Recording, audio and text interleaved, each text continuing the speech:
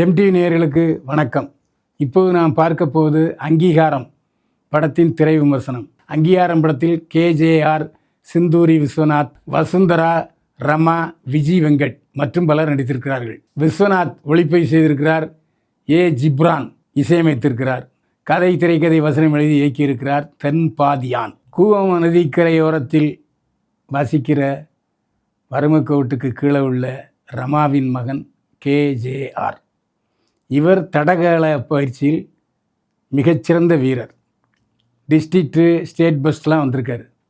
ஆனால் காமன்வெல்த் போட்டியில், தடகள போட்டியில் கலந்து கொள்ளணும்னு நினைக்கிறாரு கேஜேஆர்.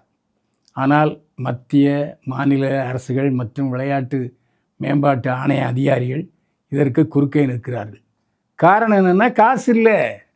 வறுமை கீழே உள்ளவனை எப்படி அதிகாரிகள் தூக்கி விடுவாங்க? மாட்டவே மாட்டாங்க. வறுமை கோட்டு கீழே உள்ளவே சாவணும். இதுதான் இந்த அரசாங்கத்தினுடைய ஆசை, அரசு அதிகாரிகளுடைய ஆசை. அதில் ஏதோ ஒரு விதிவிலக்காக 1-2 பேர் இருக்கலாம். நான் அவங்கள பாராட்டுறேன்.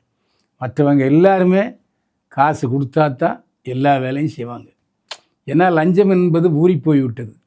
அதுலேயும் இந்த விளையாட்டு வீரர்கள் முன்னுக்கு வர்றது இருக்க முடியவே முடியாது. ஏன்னா அதுக்கென்று சில சமுதாயத்தை சேர்ந்தவர்கள், அதுக்கென்று சில கோடீஸ்வரர்கள் தான் அதுக்குள்ளே நுழைய முடியும்.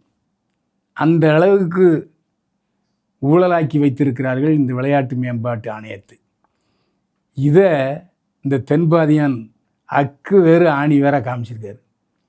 மோகனை, இந்த கவர்மெண்ட்டு ஒழிஞ்சாதாண்டா இந்த விளையாட்டு வீரர்கள் முன்னுக்கு வர முடியுங்கிற அளவுக்கு அக்கு வேற ஆணி வேற கிழிச்சிருக்காரு. அதற்கும் சென்சார் போர்டு உறுதுணையாக இருந்திருக்கிறது. சில நேரங்களில் சென்சார் போர்டில் அதை தூக்கு இதை தூக்குன்னு சொல்லுவாங்க. அந்த மாதிரி இல்லை.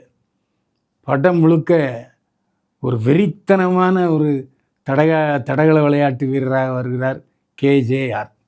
இவர் தான் தயாரிப்பாளர் என்று மெத்தனமாக இல்லாமல் அதற்கென்று தன்னுடைய உடம்பை வருத்தி கொண்டு உண்மையிலேயே தடகள விளையாட்டு வீரராக மாறியிருக்கிறார். அதான் ஒரு இன்வால்மெண்ட் வேணும். ஒரு படத்தில் வெற்றிக்கு கதாநாயகன் முழுமையாக தன்னை அர்ப்பணிக்கணும், ஹோம்ஒர்க் செய்யணும்.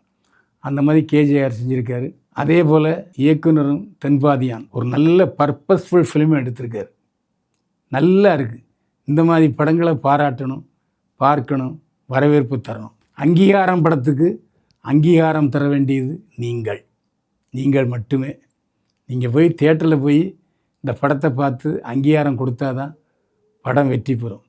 எனவே தயவுசெய்து மக்களே, தியேட்டரில் போய் அங்கீகாரம் படத்தை பார்த்து உற்சாகப்படுத்துங்கள். அங்கீகாரம் படத்துக்கு பைல்வான் பார்வையில் 100க்கு 48 மதிப்பெண்கள்.